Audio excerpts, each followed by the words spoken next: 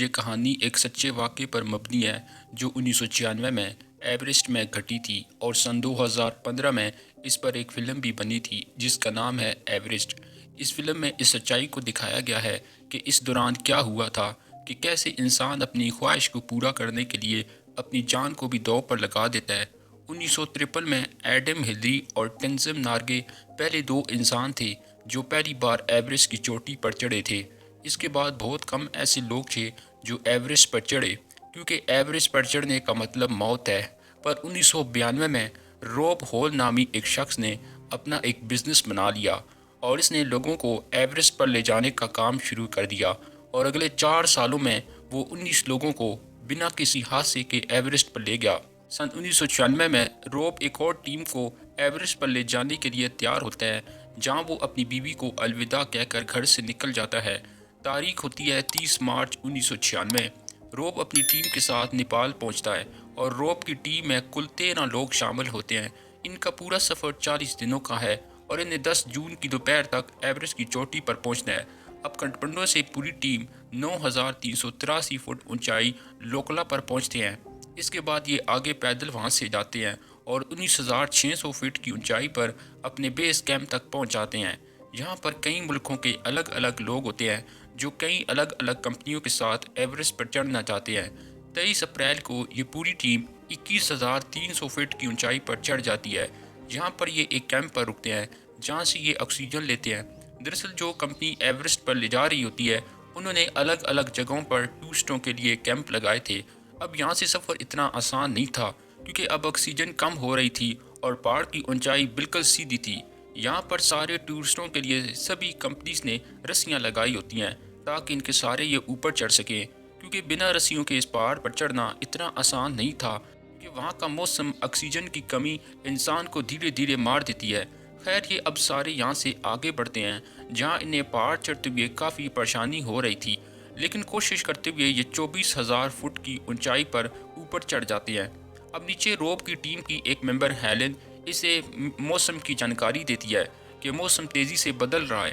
روب کہتا ہے کہ یہاں کوئی موسم نہیں ہوتا بلکہ پہاڑ اپنا راستہ خود بناتا ہے، اور یہ کہہ کر وہ اوپر چڑھنا شروع کر دیتا ہے اور کچھ ہی دیر بعد یہ لوگ 26,000 فٹ اونچائی پر اپنے ایک اور کیمپ پر پہنچ جاتے ہیں اور اس اونچائی پر موسم بہت ہی خراب ہوتا ہے اور یہاں پر یہ طے کرتے ہیں کہ یہ اب آگے نہیں بڑھیں گے کیونکہ آگے بڑھنے کا مطلب موت تھا۔ مگر 10 مئی کو کوئی طوفان کا نام و نشان نہیں ہوتا اور رات کو 12:30 بجے یہ اوپر چڑھنے کا منصوبہ بناتے ہیں اور یہاں پر چوٹی پر پہنچنے کا وقت 12 گھنٹے کا تھا اور یہ اسی امید سے آگے بڑھنا شروع کر دیتے ہیں کہ کچھ ہی گھنٹوں میں یہ اپنا مشن پورا کر دیں گے۔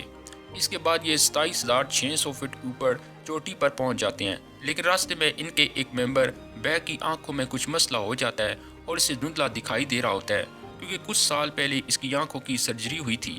اس کی یہ حالت دیکھ کر روب اسے آدھا گھنٹہ آرام کرنے کے لیے وہیں چھوڑ کر آگے چلا جاتا ہے اور باقی لوگ اوپر چڑھنے کے لیے رسیاں باندھنا شروع کر دیتے ہیں۔ لیکن یہاں پر ٹیم کے 3 ممبر واپس لوٹ جانے کا فیصلہ کرتے ہیں کیونکہ ان کے پاس آکسیجن ختم ہو گئی تھی۔ ایوریسٹ کے پہاڑ پر بہت گہری گہری چٹانیں ہوتی ہیں جن کی تہہ بھی نہیں دکھتی اور انہی چٹانوں میں گر کر 19 لوگوں کی موت پہلے ہو چکی تھی۔ اب جیسے جیسے رو کی ٹیم اوپر چٹان کی طرف بڑھ رہی تھی انہیں بہت سے مسئلے پیدا ہو رہے تھے، جیسے دماغ میں سوجن آنا، پھیپھڑوں میں پانی بھرنا، سردی لگنا اور غصہ آنا۔ یہ سب وجوہات موت کی وجہ بن سکتی تھیں، لیکن بس ان کے پاس ایک جذبہ تھا جس کے سہارے یہ آگے بڑھتے جا رہے تھے اور آخرکار دوپہر 1:15 پر یہ ایوریسٹ کی چوٹی پر پہنچنے میں کامیاب ہو جاتے ہیں اور انہوں نے وہ کر دکھایا جو یہ کرنا چاہتے تھے۔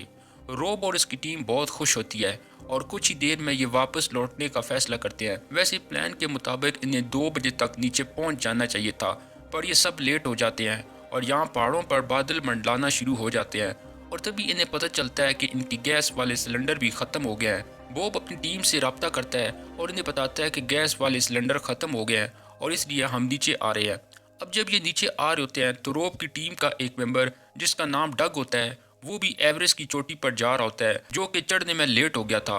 روب اسے اوپر چڑھنے پر منع کرتا ہے تو وہ کہتا ہے کہ وہ آج اگر اوپر نہیں چڑھا تو اگلے سال وہ نہیں آ پائے گا، تو روب اسے بڑی مشکل سے چوٹی پر لے جاتا ہے، لیکن ڈگ کی حالت بہت زیادہ خراب ہو رہی تھی اور اسے مسلسل سانس لینے میں مشکل ہو رہی تھی، اس لیے جب وہ واپس نیچے آ رہا ہوتا ہے تو وہ راستے میں بے ہوش ہو جاتا ہے۔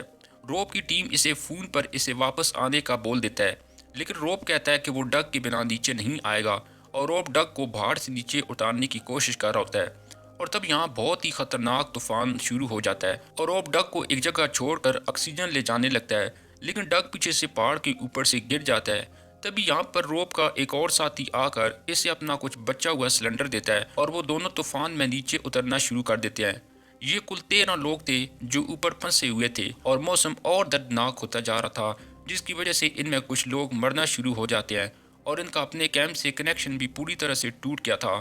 اور کچھ ہی دیر میں جب صبح ہوتی ہے تو روب اپنے کیمپ میں کال کرتا ہے جو اپنے زندہ ہونے کی خبر دیتا ہے، لیکن اس کے ہاتھ پاؤں سب کچھ جم چکے تھے اور وہ اپنے کیمپ والوں سے مدد مانگتا ہے اور انہیں بتاتا ہے کہ میرے سارے گروپ ممبر مر چکے ہیں، لیکن موسم کی خرابی کی وجہ سے کیمپ والے وہاں تک مدد نہیں پہنچا سکتے تھے۔ اور وہ روب سے کہتے ہیں کہ وہ کسی بھی طرح کوشش کر کے تھوڑا نیچے آ جائے، اور اس کے لیے کیمپ والے روب کو حوصلہ دینے کے لیے اس کی بیوی سے بھی بات کرواتے ہیں، لیکن روب ساری کوشش کرنے کے باوجود بھی اس کی ہمت ٹوٹ جاتی ہے۔ اس کا جسم اس کا ساتھ نہیں دے رہا تھا، جس کی وجہ سے آخر روب کی اوپر پہاڑ پڑی موت ہو جاتی ہے۔ وہیں دوسری طرف بیگ، جس کو دیکھنے میں پریشانی ہو رہی تھی، وہ نیچے اترنے والوں کے ساتھ نیچے اترنے میں کامیاب ہو جاتا ہے، اور اس کے علاوہ ٹیم کے سارے لوگ اوپر پہاڑ پڑی اپنی نیند سو گئے تھے، اور ان 13 لوگوں میں صرف بیگ ہی تھا جو زندہ بچتا ہے اور وہ اپنی فیملی کے پاس چلا جاتا ہے، اور آج بھی وہ اپنی بیوی بچوں کے ساتھ رہتا ہے۔ سال 1996 میں روب کی ایک بیٹی پیدا ہوتی ہے جس کا نام سیرا ہوتا ہے۔